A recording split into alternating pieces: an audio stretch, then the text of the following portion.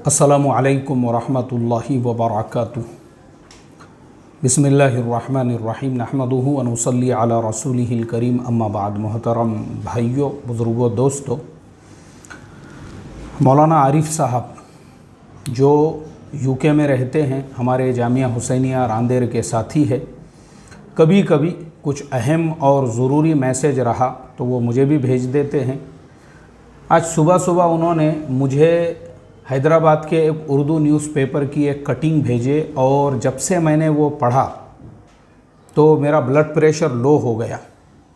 मैं सोचने पे मजबूर हुआ कि अय अल्लाह, आज हमारी कौम में ये क्या हो रहा है, हम कितने ज़्यादा बेहिस हो चुके हैं। और वो जो ख़बर है, संतोष नगर के एक ही ख़ानदान के 4 अरकान की इज्तिमाई ख़ुदकुशी, 20,000 रुपये के लिए इंतहाई इक़दाम, दर्दनाक वाक़ये से रिश्तेदारों पर सख्ता। अब अगर आप यहाँ पे तस्वीर देखेंगे, मोहम्मद अब्दुल कुद्दूस मरहूम का नाम है और उसके मासूम जो 2 बच्चे हैं, छोटा बच्चा चेहरे के साथ में उनके चेहरा लगा के बेटा है, पीछे बेटी है। मैं क्या बताऊँ आपको, मैं अपने आंसुओं पर काबू नहीं कर पाया वो देखने के बाद में। इतने मासूम बच्चे हैं मोहम्मद अब्दुल कुद्दूस भाई के, मरहूम के, और उन्होंने अपने बच्चों के साथ, अपने बीवी के साथ वही संतोष नगर से करीब में कोई तालाब है, पूरी फैमिली के साथ वहाँ पे गए। बच्चों को उन्होंने जहर पिला के तालाब के अंदर फेंक दिया और उसके बाद दोनों मियाँ बीवी ने भी जहर पिया और पीने के बाद दोनों ने भी जो है तालाब में जंप लगा दी। लोगों ने देखा, ऐसा नहीं है कि लोगों ने नहीं देखा, लोगों ने देखे उनको, और देखने के फ़ौरन बाद में लोग दौड़ते हुए आए। आने के बाद लोगों ने कोशिशें की उनको निकालने की, लेकिन जब तक मरहूम अब्दुल कुद्दूस भाई और उनकी अहलिया को निकाला जाता, वो दोनों दम तोड़ चुके थे। और उसके बाद में जो है बच्चों को भी तलाश किया जाने लगा तालाब में ही, और बच्चों की भी नाशें मिल गई। फिर तहकीकात करने पे जो पता चला वो इंतहाई अफसोसनाक है और हमारे मुसलमान समाज के चेहरे पे तमाचा है, तमाचा, तमाचा है, तमाचा। आज जहां हम पूरे मुल्क में आरएसएस को गालियां देने में लगे हुए हैं, बजरंग दल, विश्व हिंदू परिषद और दीगर तंजीमों को और इस्लाम दुश्मन ताकतें ये कर रही है, और मीडिया में वो चल रहा है और मीडिया हमारे ख़िलाफ़ है और ये हमारे ख़िलाफ़, वो हमारे ख़िलाफ़, हम पूरी दुनिया को गालियां देने में लगे हुए हैं। लेकिन हम आपस में भी इतने टूटे हुए हैं, इतने टूटे हुए। पड़ोसी को पड़ोसी का पता नहीं है, उसके घर में चूल्हा जल रहा है या नहीं। रिश्तेदार को रिश्तेदार के बारे में मालूम नहीं। अल्लाह के नबी सल्लल्लाहु अलैहि वसल्लम ने हमको 1450 साल पहले ये तालीम दी कि एक मोमिन दूसरे मोमिन के लिए ईंटों की तरह से है। जैसे एक ईंट दूसरे ईंट को तक़वियत पहुंचाती है, वैसे ही मोमिन के लिए। और मैंने दोपहर में ही एक वीडियो चैनल पे अपलोड किया था जिसमें मैंने वो वाक़या सुनाया हज़रत शेख ज़करिया रहमतुल्लाह अलैह का। फ़ज़ाइल अमाल के अंदर जो उन्होंने लिखा है हिकायत सहाबा में कि एक बकरे की सिरी या बकरे की मुंडी, वो एक सहाबी ने अपने घर में बकरा ज़िबाह किए, सोचे भाई मुंडी बाजू वाले के वहाँ भेज देंगे, वो पका के खा लेगा। उसने बोला नहीं यार, मेरे से ज़्यादा मुस्तहिक मेरे बाजू वाला है। फिर उन्होंने सोचे मेरे बाजू वाला है, मेरे बाजू वाला है। पूरे महल्ले में गश्त करके वो मुंडी वापस उन्हीं साहब के घर पे पहुँच गई जिनके घर पे बकरा ज़िबाह हुआ था। ये हमदर्दी, एक दूसरे की हमदर्दी, ये एक दूसरे के लिए प्यार, ये एक दूसरे के वो लोग कैसे थे, असल में उनकी तारीफ़ कुरान में अल्लाह ने फरमाया, मुहम्मदुर रसूलुल्लाह, अऊज़ु बिल्लाहि मिनश शैतानिर रजीम, बिस्मिल्लाहिर रहमानिर रहीम, मुहम्मदुर रसूलुल्लाह वल्लदीना मअहु अशिद्दाउ अलल कुफ्फारि रुहमाउ बैनहुम तराहुम रुक्कअन सुज्जदन यब्तगूना फज़लन मिनल्लाहि व रिदवाना सीमाहुम फ़ी वुजूहिहिम मिन असरि सुजूद। उनकी तारीफ़ बयान की, क्यों? हमदर्दी करने वाले थे एक दूसरे से। और ये सिफत जो है ना, ये सिफत जो सहाबा में थी, अरबों में आज भी है। अरबों के अलावा भी जो दीगर मुस्लिम मुल्क है, जैसे मलेशिया है, ये सब तो रिवर्टेड मुसलमान है ना। मलेशिया तो हिंदू मुल्क था। आज भी मलेशिया के अंदर जो है ना लॉर्ड मुरुगन की जो है ऐसी 160 फीट का जो है उनका स्टैचू है वहाँ पे, उस पर 300 किलो सोना चढ़ाया हुआ है। हनुमान जी की जो है 60 फीट की मूर्त है। पूरे इंडोनेशिया में आपको बड़े बड़े मंदिर मिलेंगे वहाँ पे, पूरे इंडोनेशिया के अंदर बड़े बड़े मंदिर है वहाँ पे। और जो है क्योंकि वो पूरे मुल्क जो है एक ज़माने में वो सब हिंदू मज़हब के मानने वाले ही थे, लेकिन अल्लाह ने उनको मुसलमान बनाया, वो लोग ईमान में दाखिल हुए। उसी इंडोनेशिया में, उसी मलेशिया में आज आप चले जाइए, उन कौमों के अंदर जो हमदर्दी है, हमदर्दी लोगों के लिए, हमदर्दी जिसे कहते हैं ना, हमदर्दी आप देखो। क्योंकि मैंने मलेशिया पूरे मुल्क में घूमा हूँ, मैंने देखा हूँ वहाँ कितनी हमदर्दी। अब भी रिसेंट में जो सफ़र हुआ, यानी मुझे आज वहाँ से आके मैं समझता हूँ कि 1 हफ़्ता हुआ है, मुश्किल से 1 हफ़्ता भी नहीं हुआ, वो मुझे होगा मंडे के दिन। तो वहाँ पे मैंने मेरी आँखों से देखा हूँ कि वहाँ के हालात जो है ना, आप अगर देखोगे हैरत करोगे आप। वहाँ जो हमदर्दी है, हमदर्दी, बहुत सारी मस्जिदें हैं वहाँ पे, हाईवे रोड वगैरह के किनारे पे, जहाँ पे लोग खाना तकसीम करते हैं मुफ्त में। कई मस्जिदें ऐसी है, मस्जिदों के अंदर रेफ्रिजरेटर लगे हुए हैं जहाँ पे पानी की बॉटल्स रखी हुई है। और कई ऐसे अभी वाक़या निकला है तो मैं आपको सुना देता हूँ। मैं और मेरे एक दोस्त, हम दोनों खाना खा रहे हैं वहीं के मकामी मेरे रहबर, हाईवे के किनारे पे हम लोग खाना खा रहे हैं।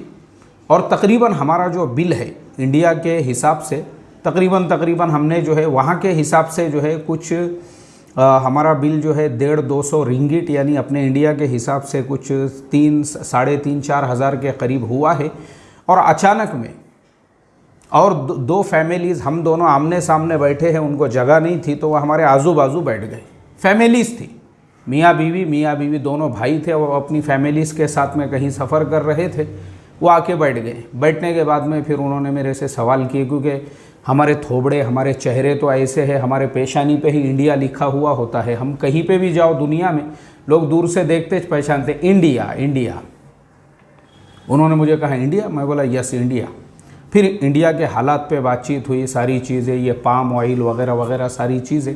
खाना हो गया हम दोनों का, लेकिन हम दोनों बातचीत करते रहे क्योंकि मेरे जो साथी थे, लेकिन उन लोगों को कुछ जूस वगैरह उन्होंने लिए और उसके बाद में वो चले गए। अब हम दोनों का खाना हुआ और मेरे वो जो रहबर थे बिल देने के लिए पहुँचे तो काउंटर पे उसने कहा, अरे बोले वो जो बैठे थे तुम्हारे साथ बिल दे के चले गए उन्होंने तुम्हारा, और बिल कितना है 3,500 से 4,000 रुपये।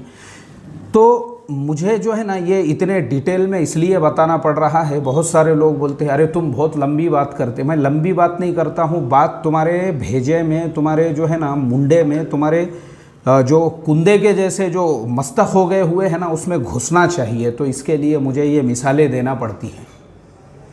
लोग कहते हैं तुम्हारी लैंग्वेज, वो मुझे लैंग्वेज, मेरी लैंग्वेज, मैं इंग्लिश में स्पीच देने वाला इंसान हूँ, अरबी में देने वाला हूँ, फसीह और बलीग उर्दू में मेरे मज़ामीन हैं, मुझे सारे दीवान ज़ुबानी याद है बड़े बड़े शुअरा के। लेकिन ये लैंग्वेज तुम्हारे भेजे में घुसाने के लिए मुझे इस्तेमाल करना पड़ती है, ताकि तुम्हारे भेजों के अंदर घुसने को तैयारी नहीं है। यही मैं बता रहा हूँ। ये जो मिसालें दिया कि वो लोग भी ईमान में दाखिल हुई कौमें हैं, लेकिन उनके अखलाक देखो। और अब हम आते हैं हमारे भारत के ऊपर। हम भी मुसलमान ही हैं, लेकिन दुनिया में सबसे ज़्यादा खुदगर्ज और मफाद परस्त अगर कहीं के मुसलमान हैं तो हम हैं। भारत, पाकिस्तान, बांग्लादेश 1 नंबर के खुदगर्ज मफाद परस्त, सेल्फिश।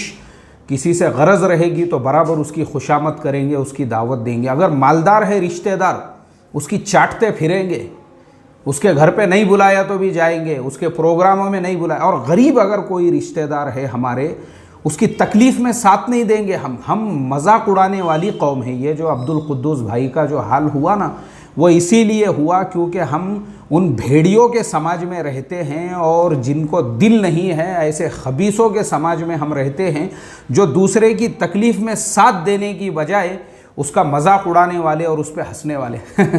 बहुत अच्छा हुआ, बहुत मस्ती में आया था बोले, कर्जा देना नहीं, हाँ किसी ने उसको कर्जा देना नहीं। और रिश्तेदार रिश्तेदारों में ही एक दूसरे को बोल रहे, पैसे देना नहीं बोले उसको, खाली उसकी जो है ना देखते रहो बोले तकलीफ़, और तकलीफ़ देख के खुश होने वाले। तो हम जानवरों के बीच में रहते हैं, जानवरों के जैसे। मैंने बताया कि इंडोनेशिया मलेशिया में भी मुसलमान हैं, लेकिन वो कैसे मुसलमान हैं कि दूसरे की तकलीफ़ देखकर उसका साथ देने वाले। और खाली मुसलमानों की ही बात नहीं है, और भी अगर दुनिया में आप आम इंसानों को देखेंगे ना, आम इंसानों को, ये हमारे ज़माने में जो मुसलमान रिश्तेदारों का रवैया है भेड़ियों के जैसा, वो रवैया दूसरे मुल्कों में आम इंसानों का भी नहीं है, आम इंसानों का भी नहीं है, इंसानों का भी नहीं। क्या बताऊँ मैं आपको, आम जो इंसान होते हैं, जैसे मैं इससे पहले कई बार सुना चुका हूँ, एक मुल्क में मैं धूप के अंदर एक एड्रेस ढूंढ रहा हूँ, पता ढूंढ रहा हूँ, एक रास्ते से 2-4 मरतबा मेरा जाना हुआ, तो एक अंग्रेज़ साहब जो छतरी लगा के बैठे हुए थे एक रेस्टोरेंट के बाहर, और वहाँ पे कुछ नाश्ता वगैरह कर रहे थे, उन्होंने फ़ौरन मुझे आवाज़ दी, अपने पास बुलाई। वो इंसान हैं, मैंने उनका मज़हब नहीं पूछा, तुम मुसलमान हैं या क्रिश्चियन हैं या किस मज़हब के मानने, और उन्होंने भी मेरा मज़हब नहीं पूछी, सिर्फ मेरे से इतना कहा कि मुझे ऐसा लग रहा है तुम परेशान हो और किसी को तलाश कर रहे हो। मैंने कहा कि जी। फिर उन्होंने, वो नंबर मेरे पास था और मेरे पास वहाँ का सिम कार्ड और मोबाइल नहीं था, उन्होंने वहाँ पे फ़ोन लगाए और उस बंदे को वहाँ पे बुलाए। जब तक उन्होंने पेप्सी का कैन वगैरह मंगा के, सिर्फ इंसानियत के नाते कि एक इंसान परेशान है उसका साथ दो। हमारे यहाँ आपको वो चीज़ नहीं मिलेगी। हमारे यहाँ रिश्तेदार वो है, ये अब्दुल कुद्दूस भाई का जो के साथ में जो वाक़या पेश आया, सिर्फ 20,000 रुपये की उनको ज़रूरत थी, और वो 20,000 भी उन्होंने कोई बर्थडे पार्टी में उड़ाने के लिए नहीं लिए थे, और वो 20,000 रुपये भी कोई, उनका एक्सीडेंट या उनकी तबीयत ख़राब हो गई थी, यहाँ पे लिखा हुआ है वो, तो उन्होंने जो है दवाखाने के लिए वो 20,000 रुपये उन्होंने लिए थे अब्दुल कुद्दूस भाई ने, और वो 20,000 रुपये लेकर उन्होंने अपना इलाज कराए थे, और जिनसे लिए उन्होंने उनका जीना मुश्किल कर दिए। फिर परेशान हो गए, फाइनेंस से उठाने का है तो फाइनेंस वालों को पहले गारंटी चाहिए, फिर किसी और, यानी कोई साथ देने को जब तैयार नहीं हुआ तो नाउम्मीद होकर वो इंसान, उन्होंने अपने बच्चों के साथ, अब उन्होंने देख लिए कि भाई ये दुनिया शैतानों की है, मैं खबीज़ भेड़ियों और हराम के पिल्लों के बीच में जी रहा हूँ, ये नीच लोग हैं, ये जो दूसरे की मजबूरी देखकर खुश होने वाले और उसको सेलिब्रेट करने वाले कुत्ते हैं, तो इन कुत्तों के बीच में मैं क्यों रहूँ, मेरी बीवी क्यों, मेरे बच्चों को भी नहीं रहने दूंगा मैं, मेरे बच्चों ने भी ऐसे भेड़ियों के बीच में नहीं रहना चाहिए, तो पहले बच्चों को ही उन्होंने फेंक दिए। अल्लाह हिफाज़त, ना उम्मीद हो गए वो, क्योंकि अल्लाह के नबी ने हमको 1450 साल पहले फरमाया कि मोमिन के लिए ईंट की तरह से है कि वो एक दूसरे को मजबूत करते हैं, लेकिन हम ईंट की तरह से नहीं हैं, हम भेड़िए हैं, भेड़िए। क्यों? हम मुसलमान ही नहीं है। पहले तो मैं हमेशा बोलता हूँ और गारंटीड बोलता हूँ मैं ये चीज़, रफ़ीक, शफ़ीक, शकील, जमील, सलीम, कलीम नाम होने दो हमारे मुसलमानों के जैसे, हम मुसलमान ही नहीं हैं। हमारा पैसा कहाँ खर्च होगा?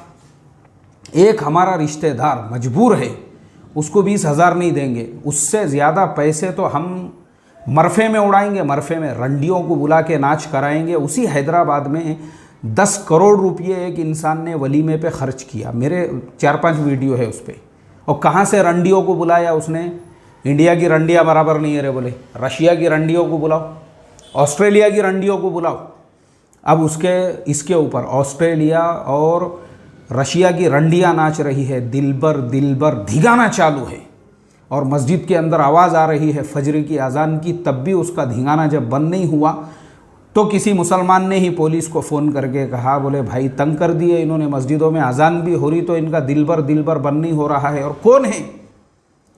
कोई दूसरे कौम का नहीं है। उसी जगह पे अगर दूसरी कौम का रहता था ना, फिर मुसलमानों का जोश और जज्बा देखने का रहता था, फिर कैसे निकलते थे घरों के बाहर के हमारे अजान की बेहुरमती हो रही है। मगर ये खुद मुसलमान है ना, इनकी जो अजान है ये कर सकते बेहुरमती, इनको कोई रोकने वाला नहीं है, रंडियों को नचा सकते। 10 करोड़ रुपये। और मेरे एक दोस्त है वो, अच्छा वो 10 करोड़ पे 500-500 के नोटें जो ऐसा उड़ा रहे थे वो अलग उड़ा रहे थे।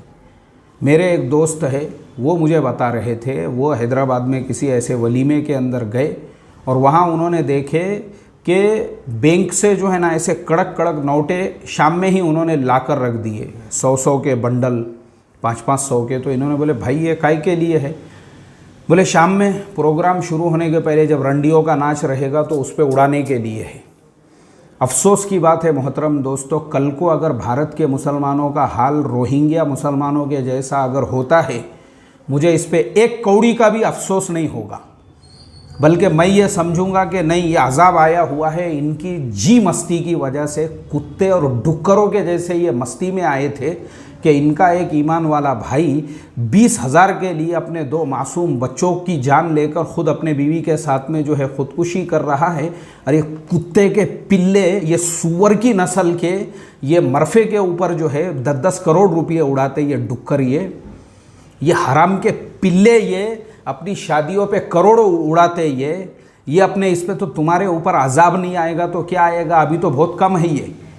बिल्कुल जो हो रहा है ना, ये हमारे करतूत, हमारे आमाल का नतीजा है। ये बराबर अल्लाह ताला का अजाब आया हुआ है। ये बिल्कुल सही कर रही है गवर्नमेंट, जो कुछ भी हो रहा है ना, बिल्कुल वो हमारी हरकतों की वजह से हो रहा है कि हमारी कौम का एक, मुझे बताओ, चलो मैं पूछता हूँ, वो अब्दुल कुद्दूस मरहूम जो है, क्यों उसके भाई बहन नहीं होंगे दूसरे? ऐसा तो नहीं है ना वो अकेला खुद झाड़ू लग गया था तो तोड़ लिए थे उसको? कोई होगा ना उसका, भाई होंगे, बहन होंगे।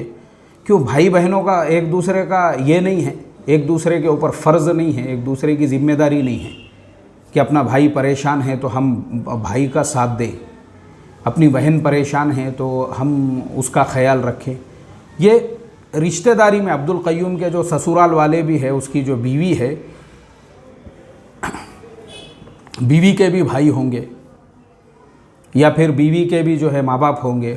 मेरा सवाल है ये, क्योंकि मैं इसलिए मुझे गुस्सा आ रहा है क्योंकि मैंने खुद ऐसे बहुत सारे मुसलमानों को कर्ज़े दिया हुआ हूँ। आज ही मेरी एक कर्ज़े वाले से बात हुई, उसके ऊपर मेरे भी पैसे हैं और 4-5 भाई है उसके, जिसकी मैं बात कर रहा हूँ ना, जिस पे भी है मेरा, एक के जो है 8-10 भाई है और दूसरे के 4-5 भाई है। और छोटी सी रकम है, वो जो 4-5 भाई वाला है उस पर छोटी रकम है, 8-10 भाई वाले पे बड़ी रकम है। तो मैं यही सोचता हूँ कि भाई ये जो लोग हैं जिनको एक बाहर के आदमी से, मैं उनका रिश्तेदार नहीं हूँ, सिर्फ मेरी दोस्ती है, दोस्ती के नाते मैंने दिया हुआ हूँ, मेरा मुसल्ली है। तो मैं ये सोचता हूँ कि भाई चलो मेरा एक मुसल्ली है, मैंने उसको दिया, लेकिन उसके सगे जो भाई है, सगे भाइयों के यहाँ प्रोग्राम हो रहे हैं, अकीक़े में पता चला 2.5 लाख रुपये खर्चा कर दिए और ये मालूम ही नहीं है कि अपना एक सगा भाई बाहर के एक थर्ड पार्टी आदमी से इसलिए कर्ज़ा लिया हुआ है कि उसकी बेटी उसको जो है दवाखाने में लेकर गए थे और उसको मजबूरी थी उस टाइम पे जो है पैसों की। मुझे अफसोस होता है, मैं यही सोचता हूँ ना भाई, रिश्तेदार किस लिए होते हैं? रिश्तेदार का साथ देने के लिए। और मैं जो इतना प्रवचन दे रहा हूँ आपको, मैं खुद आपको बता देता हूँ, मेरे कई ऐसे गरीब और मेरे जो है ऐसे जो रिश्तेदार है बड़ी उम्र वगैरह के, अल्हम्दुलिल्लाह हमारा उनके साथ में बेहतरीन हुस्न सुलूक है। मैं जो इतना आपको चिड़ के बोल रहा हूँ, मैं ऐसे खाली प्रवचन नहीं दे रहा हूँ आपको, लेकिन रिश्तेदार का काम होता है रिश्तेदार का साथ देने का। अब यहाँ पे जो है, जो अब्दुल कुद्दूस भाई है मरहूम, इनके भाई होंगे, इनकी भी बहनें होंगी, इनके भी साड़ू होंगे। अच्छा, साड़ू भूल गया मैं, साड़ू भी होंगे। तो साड़ू क्या खाली इसलिए है, अपना कोई साड़ू मजबूर है और अपने कोई साड़ू हालात का शिकार आया तो उसके ऊपर उसका मजाक उड़ाने के लिए मस्ती आई थी, बोले साले को बहुत मस्ती आई थी, बहुत मस्ती में आया था, बोले अच्छा हुआ, बोले कर्ज़े में गया, अच्छा कर्ज़े वाले परेशान कर रहे, बोले उसको ये इसके लिए है। मैं बोल रहा ना, हम कुत्तों के समाज में जी रहे हैं, कुत्ते, डुक्कर, भेड़िए, लांडगे। कुत्ते बोलना गलत है, कुत्तों में तो भी कुछ तो भी सिफत होती है, ये साले कुत्तों से भी बदतर है ये। अल्लाह रहम करे रे भाई, मुझे तो इतना अफसोस हुआ वो। तो मैं वही सोच रहा था कि भाई एक इंसान के कम से कम माँ बाप तो होंगे ना, माँ बाप होंगे, भाई होंगे, दूसरे रिश्तेदार होंगे, ससुराल के रिश्तेदार होंगे, साड़ू होंगे, या महल्ले में अड़ोस पड़ोस वाले। किस लिए होते हैं हम लोग? अफसोस है मोहतरम दोस्तों, मैं जो बता रहा हूँ ना, इस्लाम बहुत ऊंचे दर्जे की चीज़ है, हमको काहे की इस्लाम की हवा लगी? अरे इंसानियत की भी हवा नहीं लगी हमको। इस्लाम की बात कर रहे हैं यहाँ पे। इंसानियत जो है ना, इंसानियत जैसा मैंने बताया, वो इंसानियत जो आपको यहूद व नसारा के मुल्कों में मिलेंगी, जो आपको दुनिया के दीगर मुल्कों के अंदर मिलेंगी, जो खाली इंसान हैं उनमें भी जो सिफात है ना, वो भी नहीं है हमारे अंदर। मुसलमान और इस बहुत ऊंचा दर्जा है मुसलमान का। अपने आप को मुसलमान कहलवाना इस्लाम को बदनाम करना है, एक दूसरे का साथ, ये मुसलमान की सिफात होती है। अल्लाह रहम करे रे भाई। इसलिए भाई मैं इतना ही बोलूँगा आखिरी में, अपने जो रिश्तेदार है, पहले अपने ख़ुद के जो सगे रिश्तेदार है ना, देखो उनमें कोई मोहताज, कोई मजबूर, कोई मिस्कीन, कोई हालात का शिकार, कोई कर्ज़ों का शिकार तो नहीं है। देखो कोई दवा गोली के लिए मोहताज तो नहीं है। अपने रिश्तेदारों में पहले देखो, कम से कम हम जो है मजबूरी में उनका साथ दे सके। ये हमारा काम है, हमारी जिम्मेदारी है ये। और ख़ाली मैंने दोपहर में भी कहा, बद्दुआ लगेगी, बद्दुआ। लोग तुम्हारे मरने पे जश्न मनाएंगे, बोलेंगे हमारा सगा रिश्तेदार था, अकीक़े पे 2.5 लाख खर्चा किया, वलीमे पे जो है 10 लाख खर्चा किया, इस पे खर्चा किया, और सगे रिश्तेदार जो है वो एड़ियाँ रगड़ रहे हैं, एड़ियाँ। अज़ाब आएगा अल्लाह ताला का। अल्लाह हमको इस वाक़ये से इबरत हासिल करने वाला बनाए। मुझे इतना अफसोस हो रहा है, मैं उनकी सूरत देख रहा हूँ, चेहरा वो मासूम बच्चों का ना नहीं देख सकता रे भाई मैं। अस्सलामु अलैकुम व रहमतुल्लाहि व बरकातहू।